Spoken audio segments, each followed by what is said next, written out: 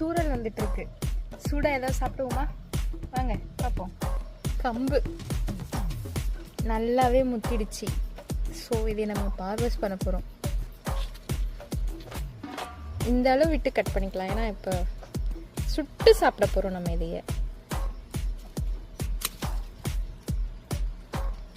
இப்போ இந்த கதிரை வந்துட்டு நான் நல்லா சுட்டு உதுத்தி சாப்பிட போகிறேன். சுடும் போதே நல்ல வாசனை வருதுங்க.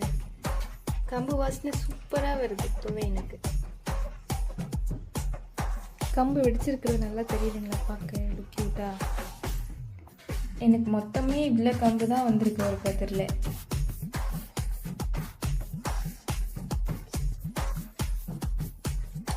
வாவ், அடிப்பொலி. ஃப்ளேவர் சூப்பராக இருக்கு.